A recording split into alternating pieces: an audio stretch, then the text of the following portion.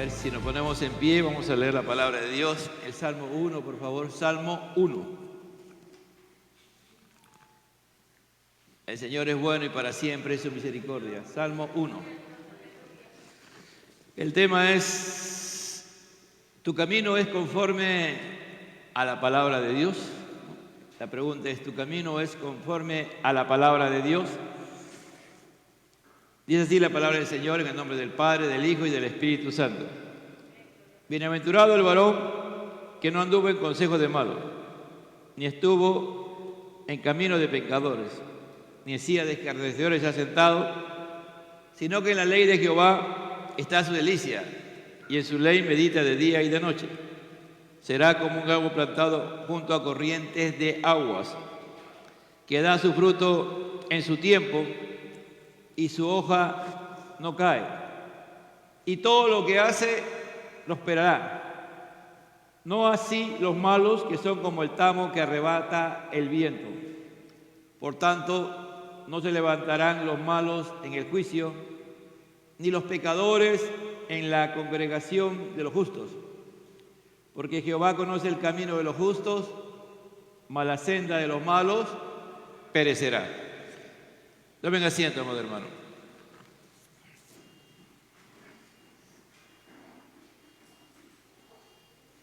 Los salmos fueron escritos por varios autores,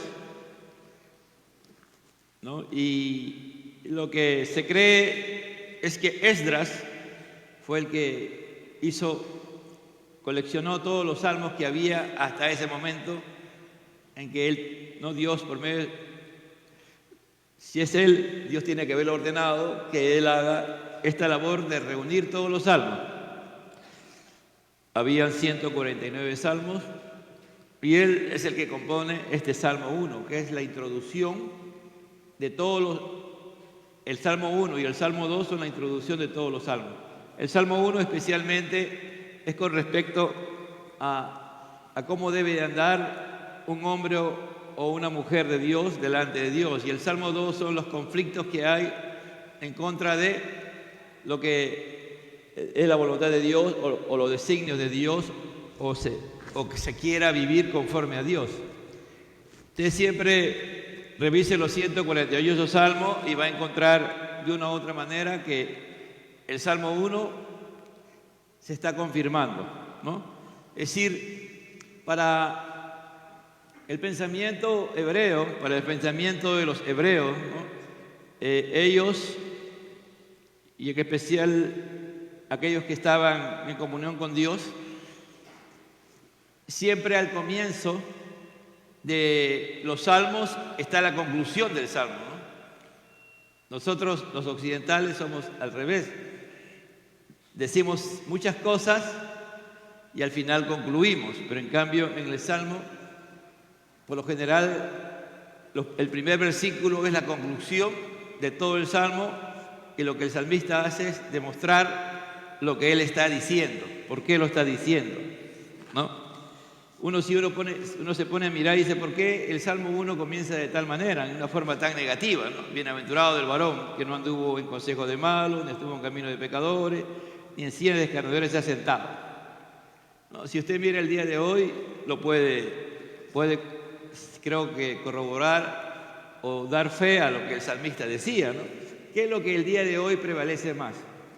¿Las cosas conforme a los principios de Dios o las cosas conforme a los principios de la gente impía, malvada, depravada o mala? Usted sabe, ¿no? ¿Qué es lo que está prevaleciendo el día de hoy?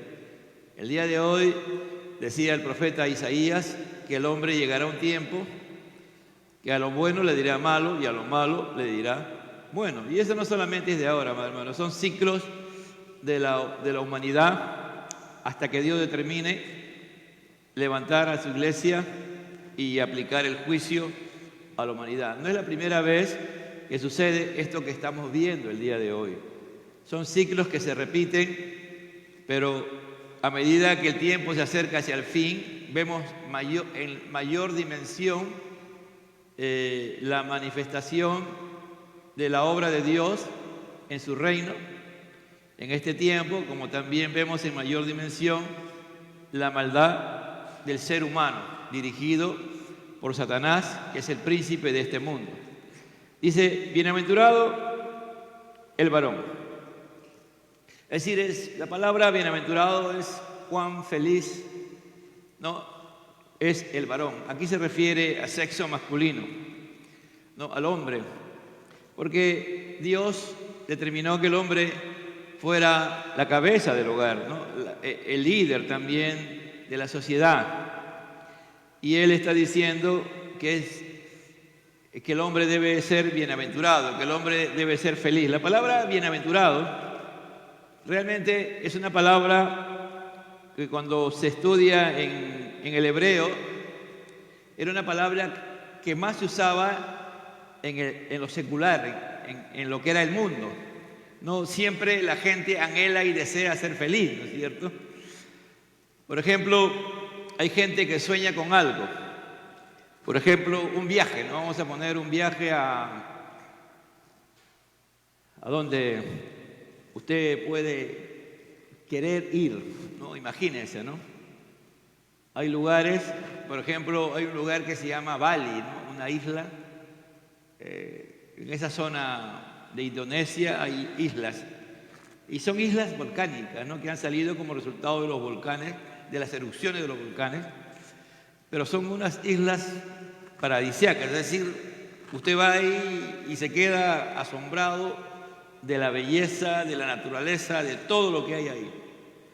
Pero ir a ese lugar vale, de acá a un peruano mínimo le va a costar $5,000 a $7,000 solamente el viaje, porque es lejísimo, ¿no? Y hay muchos peruanos que han ido y están yendo a esos lugares porque tienen dinero, ¿no? Y quisieran quedarse en ese lugar para siempre, ¿no?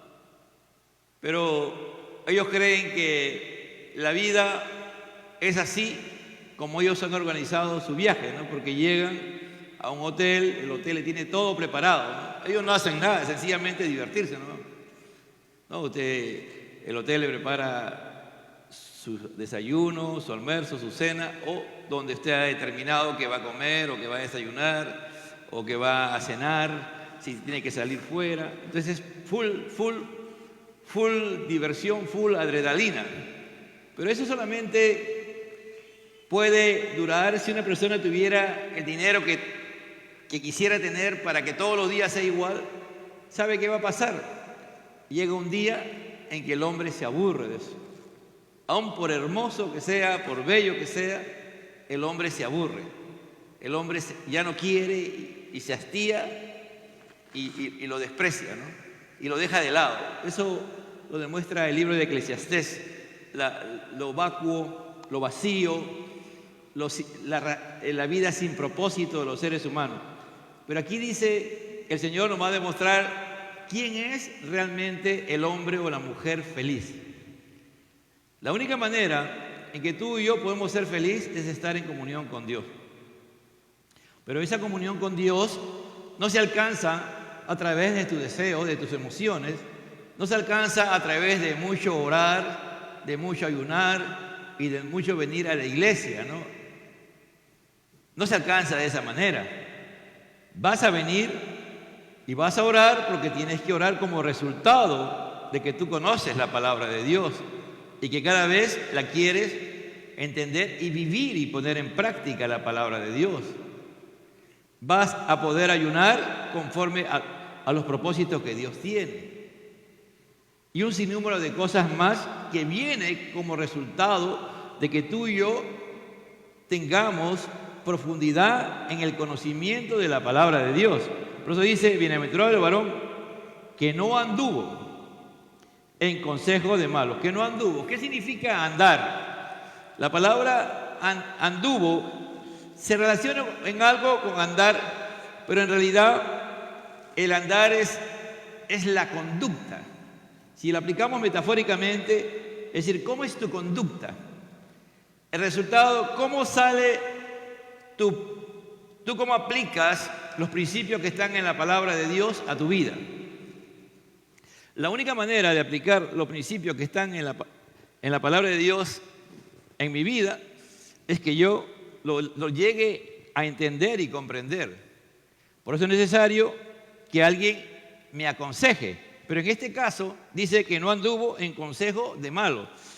Cuando se habla de consejo, aquí es ponerse de acuerdo, estar de acuerdo. Es una acción, no es pasiva, es activa, porque tú estás recibiendo el consejo de alguien que te está aconsejando, alguien que está usando principios que esa persona cree y vive y entiende la vida, ¿no? Por eso el tema es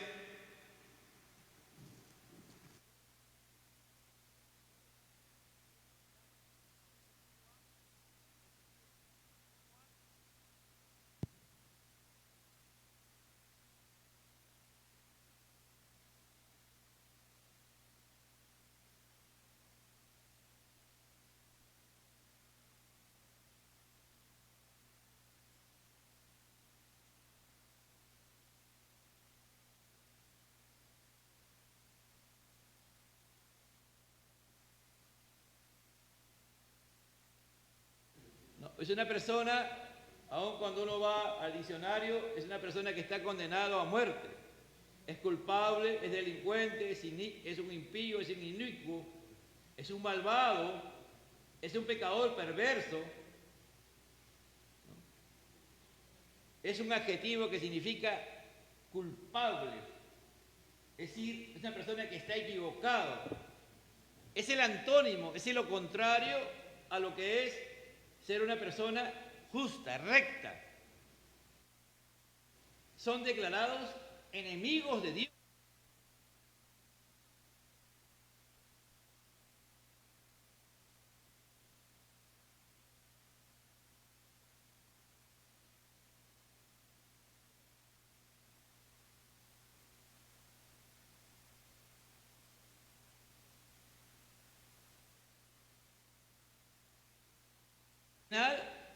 Hablar con esa persona, escuchar a esa persona y prestarle atención y aceptar el consejo de esa persona, lo que esa persona te está aconsejando,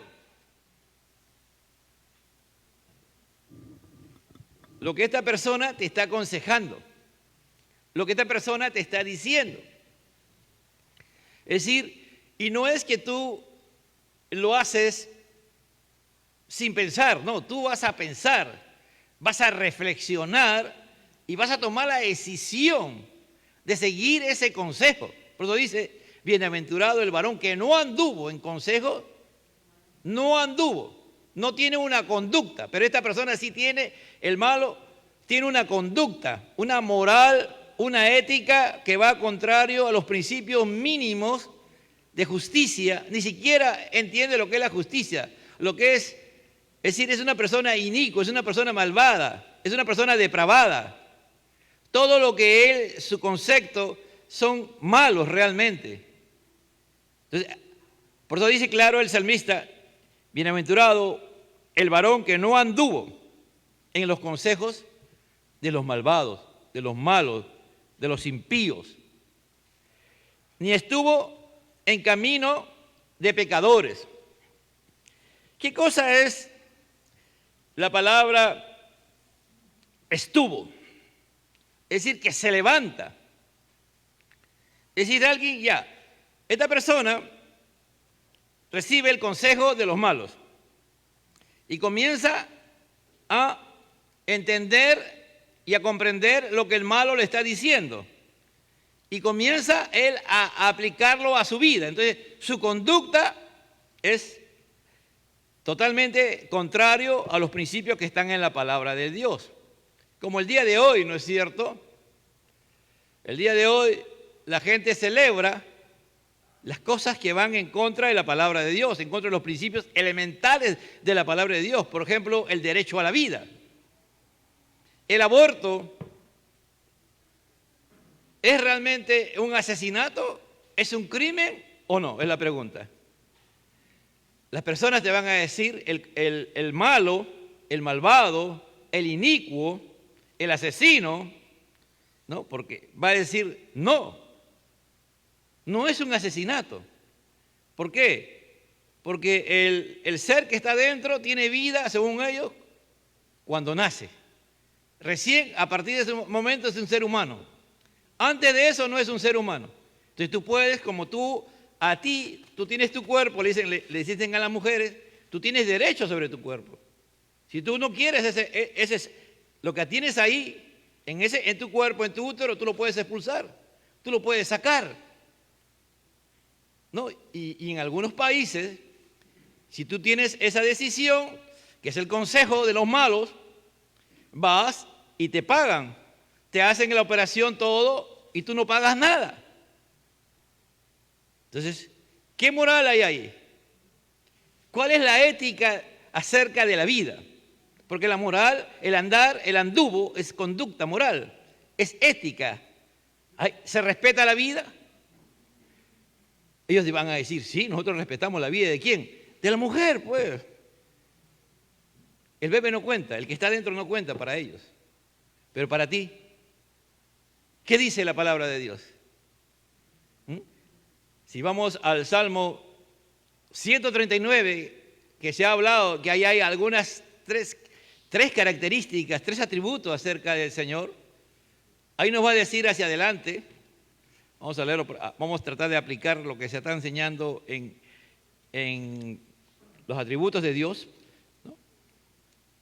Este salmo, hermano, es para, de verdad, sin exagerar, unas tres prédicas. Pero estoy tratando de resumir lo más que puedo con la ayuda del Señor, porque es muy amplio, hermano. Solamente el primer versículo es amplísimo para explicar, para entender, pero es importante que por lo menos en este tiempo, cada uno de nosotros, después de esta prédica, esta enseñanza, te vayas con eso en tu mente de que tienes que aplicar lo que está en el Salmo 1 a tu vida. Porque son principios fundamentales. Esdras Dios lo usa en una forma fascinante, increíble, amado hermano. Dice, a ver, en el 13 dice, tú me formaste en mis entrañas, tú me hiciste en el vientre de mi madre. Te alabaré porque formidables son tus obras, estoy maravillado y mi alma lo sabe muy bien. No fue encubierto de mi cuerpo, bien que en oculto fui formado, entretejido en lo más profundo de la tierra. Mi embrión, ¿qué cosa hay ahí? Si mi embrión en tus ojos hay una acción activa, hay vida. El embrión está viendo los ojos, dice, mi embrión vieron tus ojos. Dice, mi embrión vieron tus ojos. Y en tu libro estaban escritas todas aquellas cosas que fueron luego formadas sin faltar a una de ellas. ¿Qué atributo ahí podemos ver, no? La perfección de Dios, ¿no es cierto? Es decir, el genoma, el ADN, que Dios ahí todavía está en el embrión, está en mi embrión todavía. Por ahí alguien me decía que le han hecho un análisis y está embarazada y no hay latido, todavía dice, no hay latido porque no se sienten los latidos del embrión, porque el embrión es pequeñito, pues. Y en ese embrión ya está todo, ¿no? Por ejemplo, no está Gabriel acá, pero yo no pensé que Gabriel iba a ser tan alto, ¿no? Él estaba así, pero el día de hoy mire cuánto mide Gabriel. Y todas las características que tenía ahí Dios han salido a luz. Esa es la perfección de Dios. La perfección de Dios. Dios es perfecto. Y si ya retrocedo, hay algunos, la omnipresencia, la omnisciencia. Antes de hablar sobre esto, el Señor ha hablado de eso, ¿no? De esos temas. Y después habla de la importancia. Mire cómo es, ¿no? Entonces esta persona es mala. Dice que no, vamos al 1, ¿no? Bienaventurado el varón que no anduvo en consejo de malos, bienaventurado que no tiene una conducta inmoral, que tiene una conducta inmoral, que sigue el aconsejamiento de los malos, de los impíos, de los injustos, de los inicuos, de los malvados, de los perversos. Amén.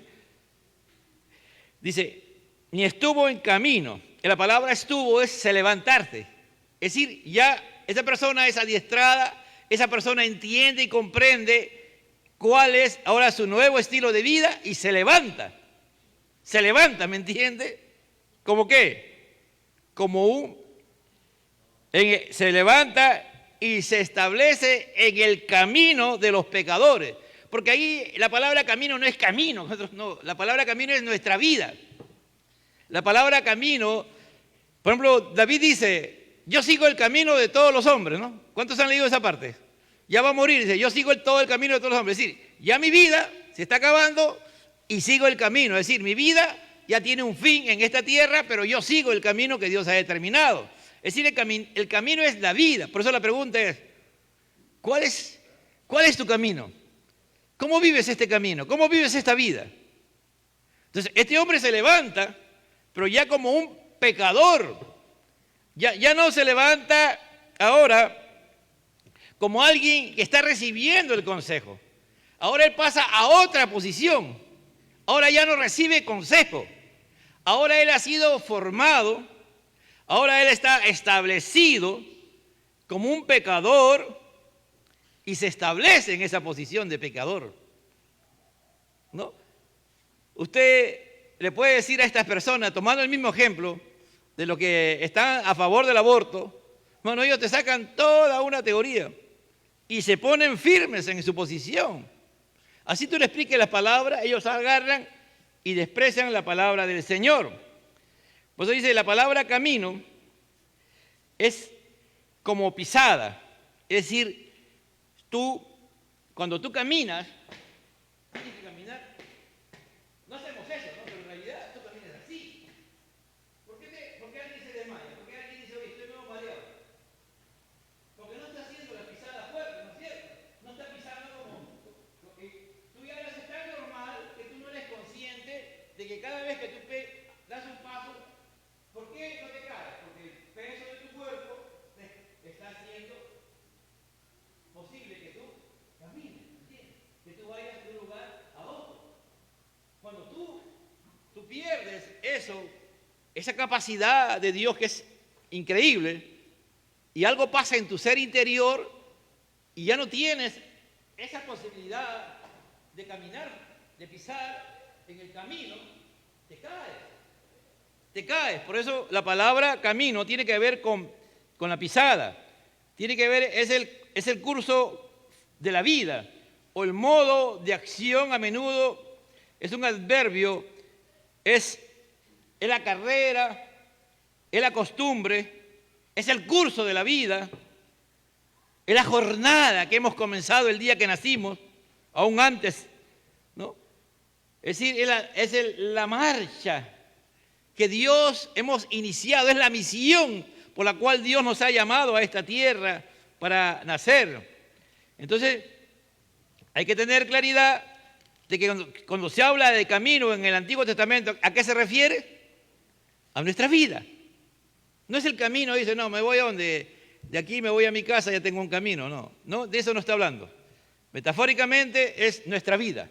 Por eso dice, ni estuvo en camino, es decir, no, su vida no perteneció a los pecadores. La palabra pecar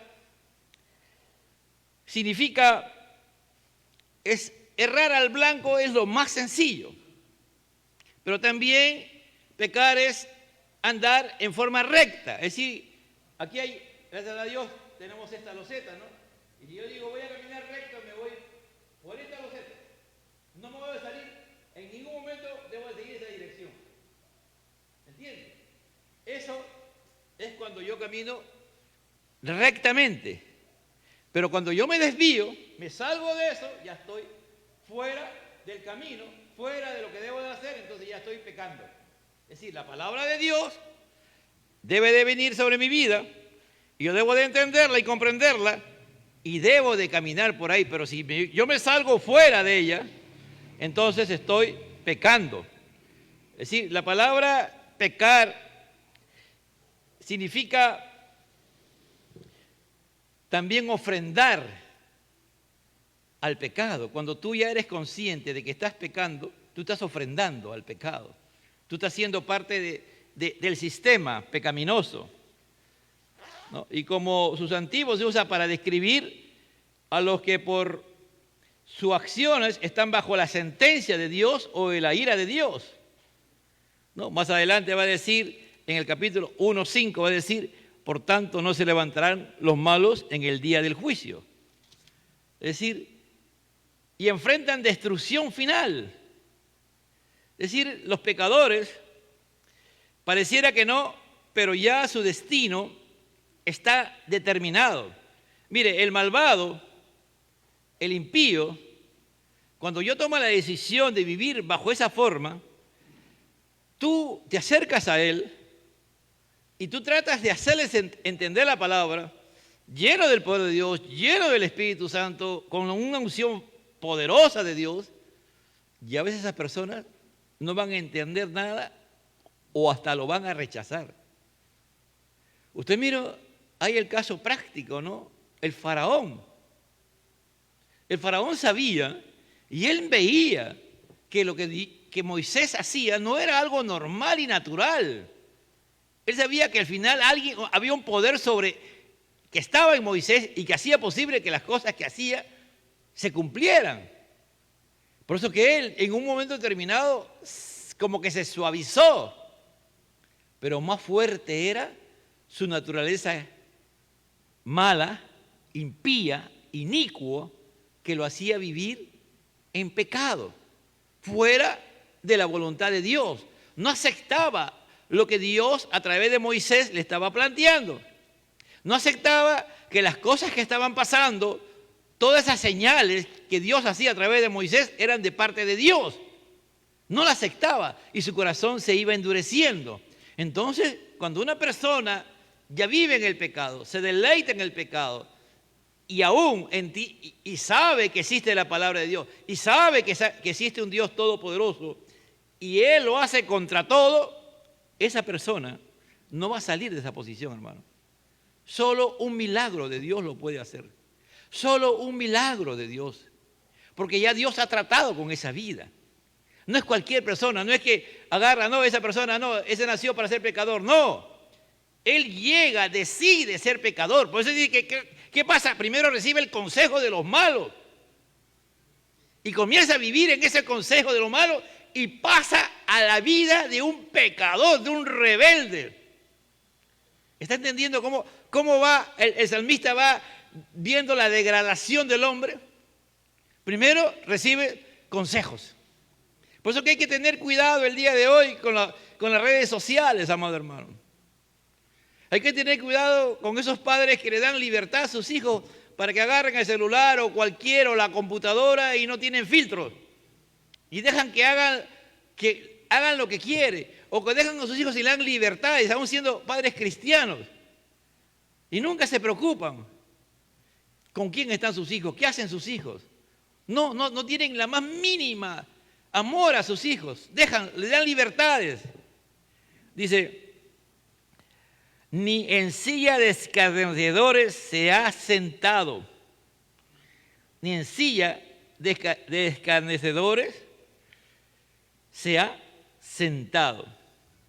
Mire, primero recibe, después se levanta y ya es pecador. Ahora él ya va a otra posición. Ahora pasa a ser ya, se reúnen, esta palabra, cuando dice silla, también se refiere a una reunión.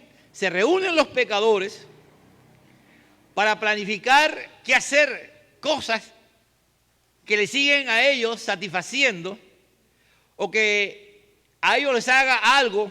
Por eso dice, una persona escarnecedora es una persona burladora, que se mofa, que se burla. Es decir, que hace bullying, sería el día de hoy, ¿no es cierto? ¿Qué es asiento?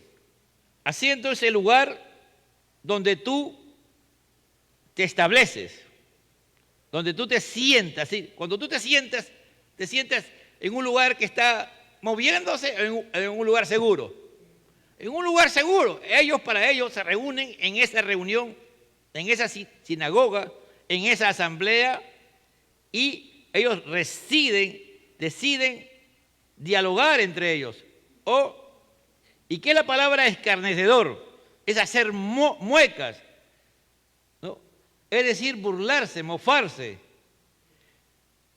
¿no? Esta palabra nace de cuando ellos escuchaban a otra persona hablar otro idioma y no podían entender y hacían el esfuerzo por querer hablar como ellos, y como no podían, ya se comenzaban a burlar de la persona que hablaba otro idioma distinto a ellos.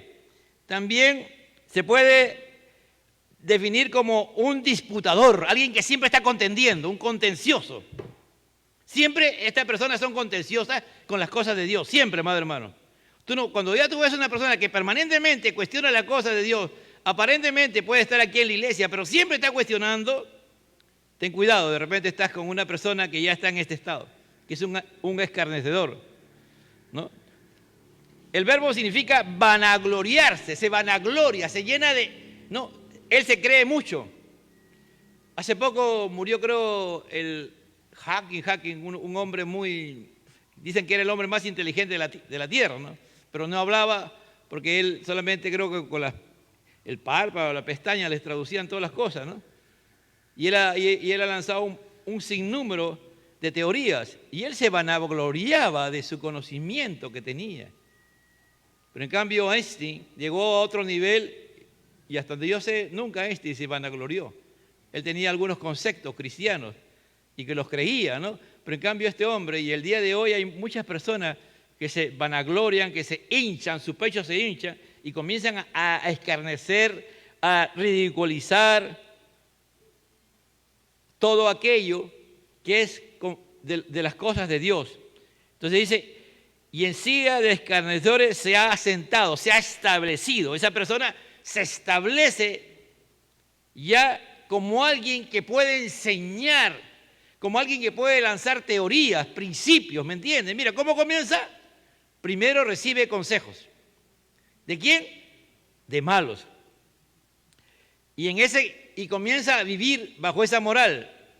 Avanza, se levanta después como un pecador. Él sabe lo que está haciendo, sabe que está contradiciendo cosas elementales acerca de Dios y aún de la misma sociedad, y aún pasa a otro nivel. Ya él está seguro, él está establecido. Y hay un grupo de personas que se comienzan a burlarse y a mofarse. Dice, sino que en la ley de Jehová, versículo 2, sino que en la ley de Jehová está su delicia. Miren, ¿qué hace la primera persona? Anda en consejo de malos. ¿Qué hace una persona que va y que anhela vivir conforme a la voluntad de Dios? Lo primero que va a hacer, va a encontrar que en la palabra de Dios está su delicia. Que en la palabra de Dios está, ¿qué cosa? Su placer. Que en la palabra de Dios está su complacencia. Que cuando la lee está contento. Cuando la lee está a gusto, se siente a gusto. Es lo primero. ¿Y qué hace la otra persona? ¿Qué consejo está recibiendo este hombre, esta mujer? El consejo de la palabra de Dios. ¿Y qué hace con el consejo de la palabra de Dios? Se deleita, se complace, se alegra, está feliz, está entendiendo cosas que antes no entendían, cosas nuevas que no entendía, la va entendiendo y se siente feliz, se siente dichoso, amén. Esa es la primera fase. Dice, y en su ley medita de día y de noche. Ya no solamente agarra la Biblia y solamente cuando está leyendo la Biblia medita, se deleita, se goza. No, él entiende que él necesita, ya se llevó a la mente esa palabra y aún puede estar trabajando, aún puede estar en cualquier lugar y él está meditando en la palabra de Dios. Dice, y en su ley medita de día y de noche. ¿Qué es meditar? Meditar tiene varios significados. Uno bien simple dice que cuando un león agarra una presa, la tiene ahí y comienza a gruñir, ¿no? Porque ya lo tiene ya. Y sabe, no lo come, pero está gruñendo. Está gruñendo. Está él como león, se siente realizado que es un león y que tiene comida, ¿no? Comida de repente, él no sabe, ¿no? Pero ese gruñido viene como un gruñido de victoria. Es decir, ya lo tengo. También es musitar o es hablarse a sí mismo. Tú te comienzas a hablar a ti mismo. Dice, y tú dices, no, yo soy el camino, la verdad y la vida. Ah, Jesús es el camino. Ah, y tú comienzas, ¿y qué cosa es camino?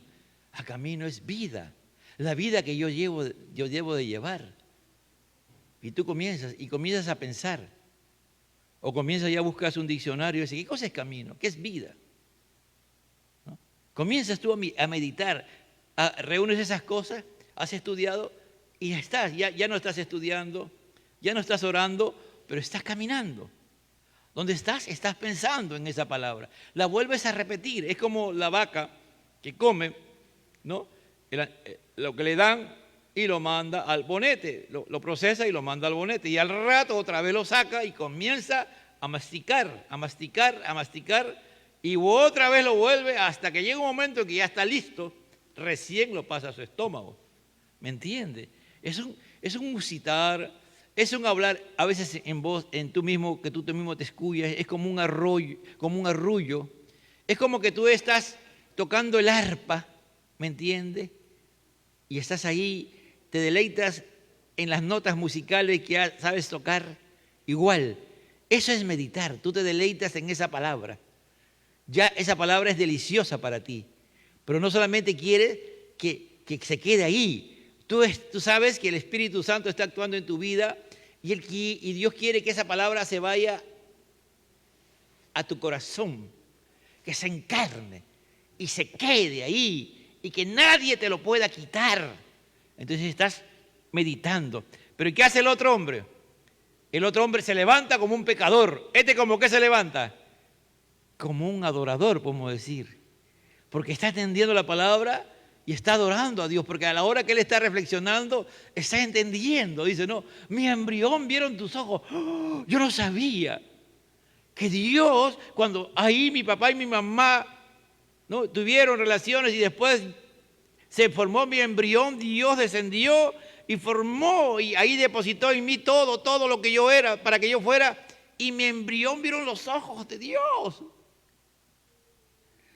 No, mi embrión vieron tus ojos, dice, ¿no? El embrión vieron los ojos de Dios.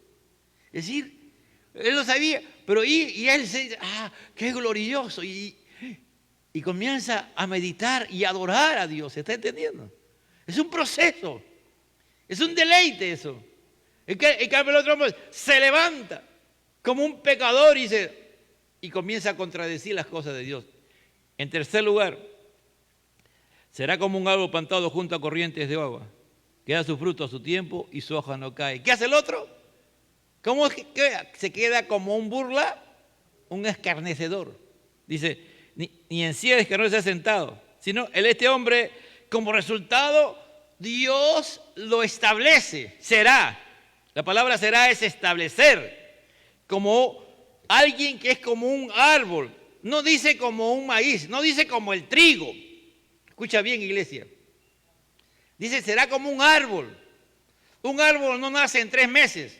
Un árbol no da fruto en 3 meses. El maíz puede dar hasta en 3, 4 meses, 5 meses. Acá en la costa el maíz 4 meses ya está dando maíz. En la sierra se demora 8 meses, ¿no? Por la altura. Pero hay plantas que dan fruto, hermano. Rapidito. Pero un árbol, hay árboles frutales que se demoran 3 años, 5 años, ¿no?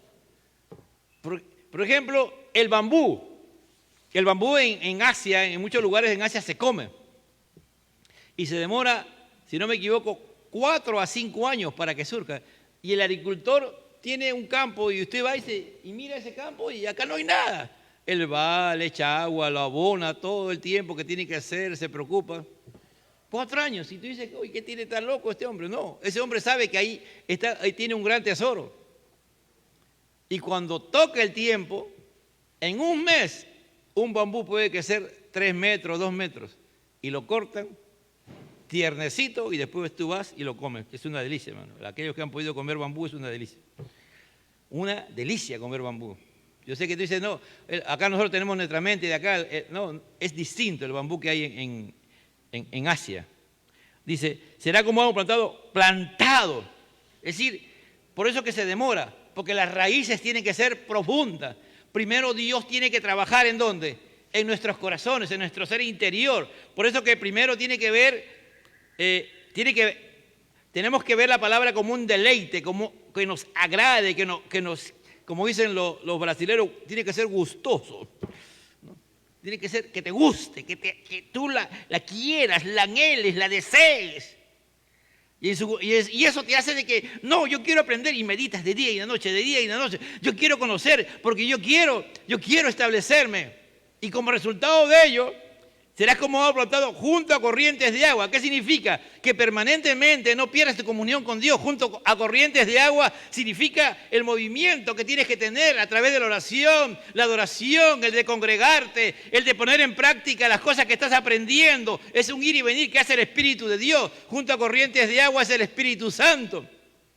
Es decir, no puedes tú hacerlo sin el Espíritu de Dios. Amén. Que da su fruto a su tiempo, dice, y va a dar fruto. No solamente es un árbol que no da fruto, va a dar fruto. Va a haber resultados, va a haber logros. Tu vida va a ser cambiada, transformada por Dios. Y dice, en su tiempo. No es en el tiempo tuyo, no. Por ejemplo, el día de hoy, sabemos que hay enfermedades, pero mire usted lo perfecto que es Dios. Usted va al mercado y consigue naranjas de un sol, ¿no? Un sol 20, un sol 50, 2 soles. ¿Por qué? Y en esta época, ¿por qué en esta época Dios da que haya naranjas? Porque es importante la vitamina C, aleluya, amén. Y un sinnúmero de cosas más para este invierno. Para los inviernos, mire, Dios provee las cosas que nosotros necesitamos. No solamente es abrigarnos, también hay ciertas comidas que tenemos que comer y Dios lo provee. Es decir, que tú vas a dar en el tiempo de Dios, en el momento de Dios, en la necesidad de Dios para la humanidad, tú vas a dar ese fruto que Dios tiene, ¿no? ¿Están entendiendo, amado hermano? Es decir, este salmo es una bendición. Seremos como árbol plantado junto a corrientes de agua, que da su fruto en su tiempo, y su hoja no cae. ¿Por qué dice su hoja no cae? Es decir, su hoja no se marchita. La palabra marchitar significa secarse, caer, fallar, desmayar. Es decir, si tú y yo, mire, esta palabra aquí, su hoja no cae, significa que si tú y yo nos deleitamos en la palabra de Dios, no seguimos el consejo de lo malo, sino el consejo de la palabra de Dios. No nos establecemos como pecadores, sino nos establecemos como adoradores, como creyentes, como verdaderos y auténticos hijos de Dios. Dios va transformando. No nos sentamos con los escarnecedores, sino nos sentamos con los hombres y mujeres de Dios para adorar y alabar a Dios y honrar y recibir la enseñanza de la palabra de Dios. Dice, y su hoja no se marchita. Es decir, aquí está aplicando de que tú no vas a salirte del camino. Acá significa que tú no vas a decir, ya no quiero más, ya no voy a seguir los caminos del Señor. Eso significa, su hoja no cae. Significa, cuando se cae, es que eres un necio. Eres un perverso. Eres un desgraciado. Es decir, te caes, te debilitas, desfalleces, deshonras a Dios, menosprecias a Dios.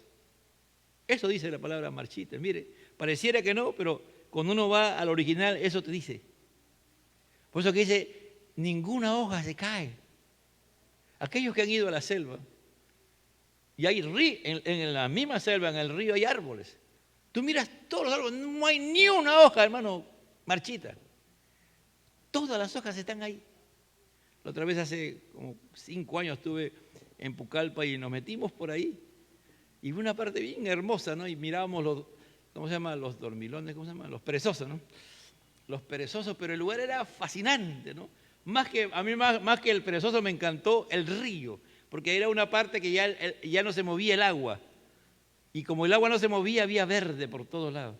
Verde en el río, plantas acuáticas, y los árboles todos verdes, ni una hoja tú veías marchita, ni una hoja del árbol, ni una rama que estuviera fuera de su lugar. Entonces, cuando tú y yo andamos en esto, Dios no va a permitir que tú desfallezcas. Dios no va a permitir que tú deshonres a Dios. Dios no va a permitir que tú te debilites. Dios no va a permitir que tú menosprecies los grandes tesoros de la palabra de Dios. Y termina diciendo, y todo lo que hace prosperará. Es decir, ¿qué significa la palabra prosperar? Empujar hacia adelante. Dios te va a llevar a que tú hagas las cosas que Él tiene planificado para ti. Dios tiene para cada uno, nosotros lo decíamos el domingo y lo vuelvo a repetir en esta noche, tiene un plan preparado para cada uno de nosotros. Y Él te va a empujar hacia eso, porque Él quiere que tú tengas una vida próspera, pero de la perspectiva de Dios, no la perspectiva tuya. ¿Te imaginas que alguien venga y Dios venga y te empuje hacia adelante? Para que tú tengas éxito, para que tengas logro, para que, así como decía, buen siervo, bueno y fiel. Así le dice, ¿no? Dice, siervo bueno, buen siervo, bueno, tú eres bueno, has hecho bien. ¿Te imaginas que el Señor venga y te diga, buen siervo fiel, has hecho fiel, has sido fiel, ven al gozo de mi Señor? Ahora te voy a poner en lo mucho. ¿Por qué? Porque ese hombre fiel vive conforme a la palabra de Dios.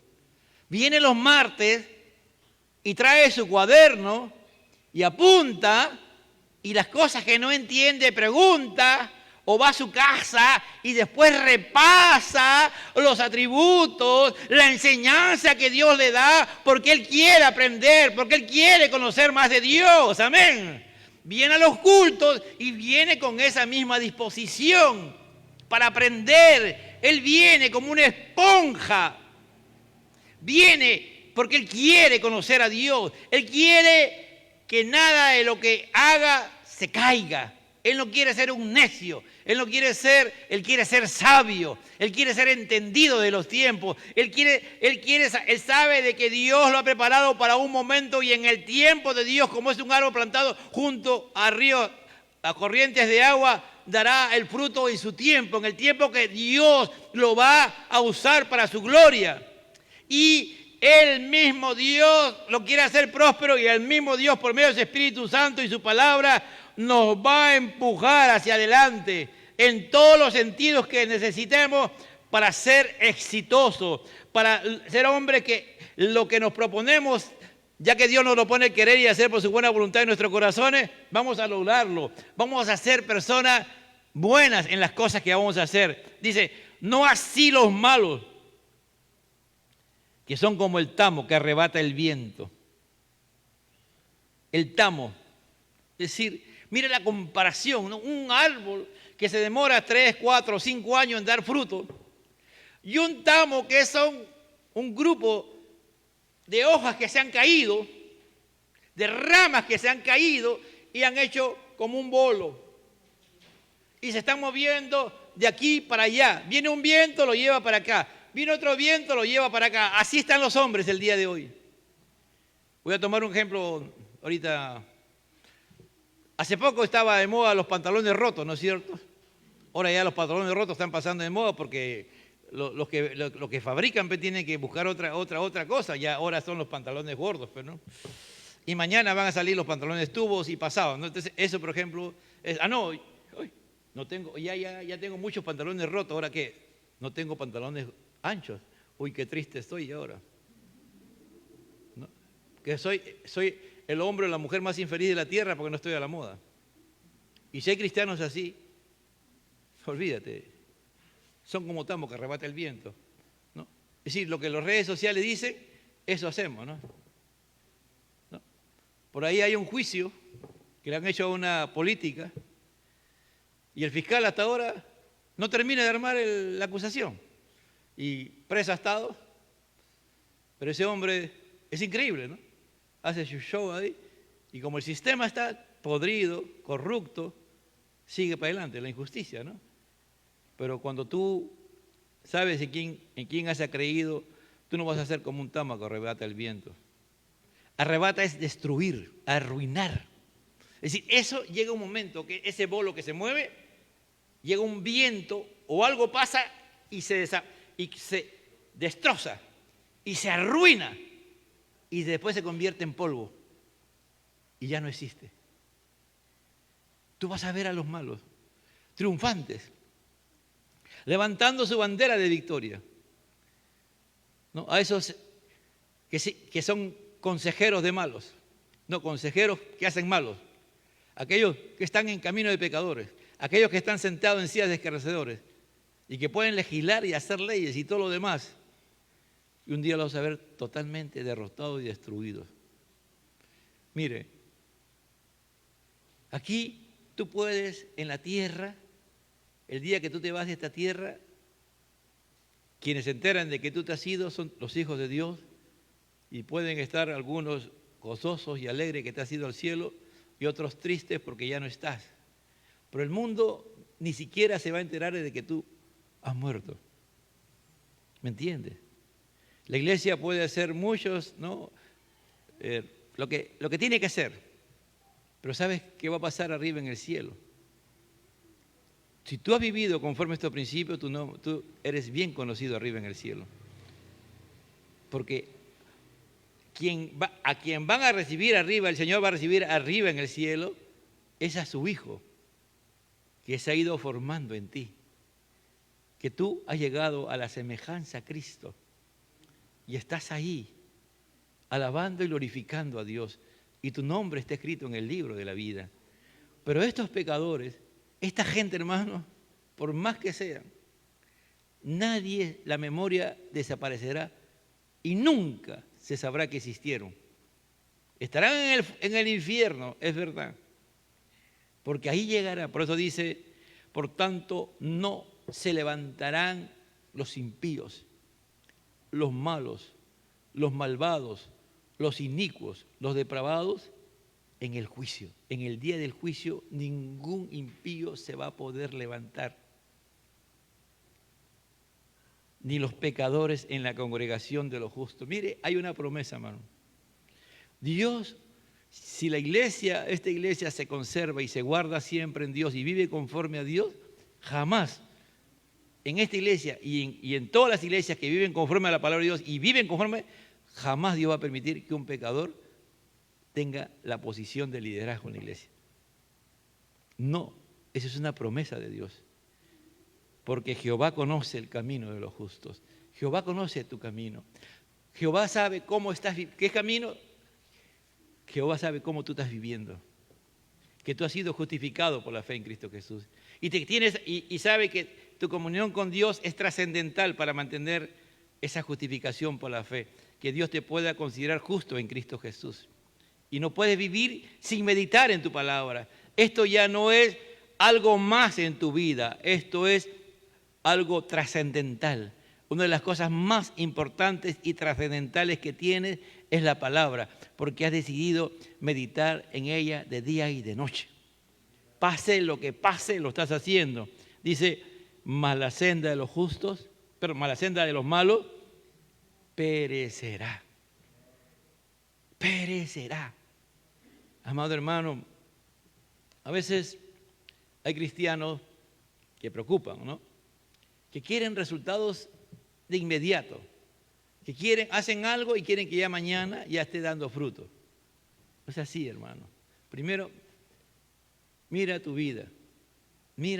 Yo miro mi vida. Mire cuántas bendiciones tenemos de Dios y aún cuántas cosas aún faltan procesar de Dios en nuestras vidas. Cuando tú ves a un cristiano que quieren que las cosas ya hace algo y ya quiere que rápido salga, hay que preocuparse, hermano. Porque eso no es inmediatez. Mire, Jesús estuvo 3 años con los discípulos, mañana, tarde y noche.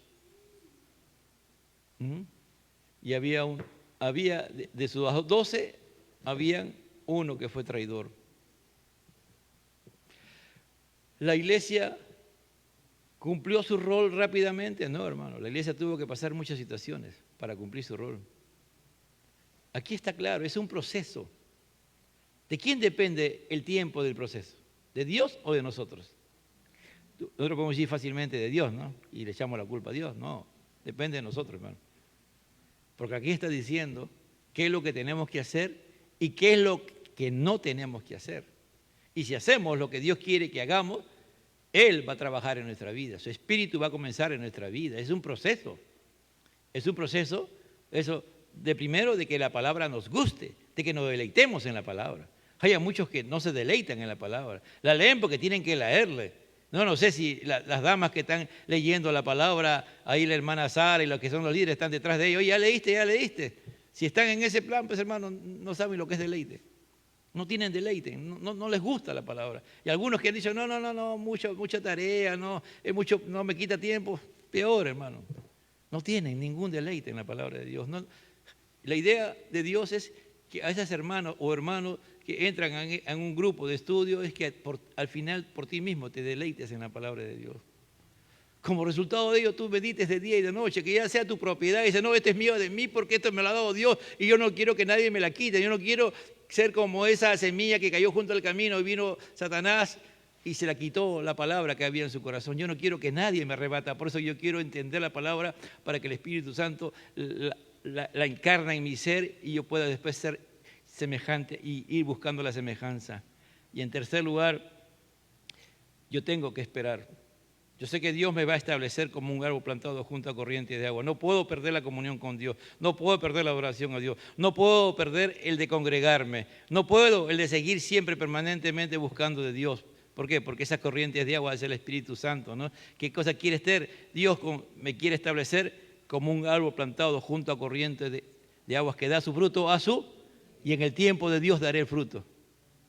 Y ninguna rama va a caer. Es decir, el Señor va a hacer posible que Él en mí me va a hacer próspero, pero también no voy a fracasar. No me voy a salir del camino, porque el Señor no quiere que yo me salga del camino. Él quiere que yo sea sabio. Él quiere que yo no sea un necio, sino que alguien que lo ame con todo mi corazón. Porque yo tengo asegurado en el día, dice, en el día del juicio, el Señor me va a dar conforme a lo que he hecho. Padre, te doy gracias, te alabo y te bendigo, Señor. Haznos entender tu palabra. Haznos entender este gran reto. Por algo está como el Salmo 1, no está de casualidad. Es un salmo trascendental para no solamente entender los salmos, sino entender la palabra total desde Génesis y Apocalipsis. Si aplicamos estos principios que nos están enseñando ahí, Esdras, inspirado por tu Espíritu Santo, si es que Él fue el autor, Señor, ese era el objetivo, que nosotros podamos deleitarnos, amar tu palabra, meternos en ella, sumergirnos en ella, Señor, y no solamente en eso, sino meditar de día y de noche en tu palabra, Señor, porque al final va a haber resultado. Vamos a ser hombres que vamos a dar fruto y vamos a ser prósperos en todas las cosas que vamos a emprender, y no va a haber opción para salirnos fuera del camino, para arruinar la obra tuya, para deshonrarte a ti, Señor, porque ninguna hoja se marchitará, nada de lo que hagamos será en contra de tu voluntad, sino será conforme a tu voluntad para la gloria y la honra de tu nombre, Señor. Gracias, Señor, gracias, Jesucristo, al Padre, al Hijo, al Espíritu Santo. Gloria a Dios, gloria a Dios, gloria a Dios. Dios le bendiga, hermano.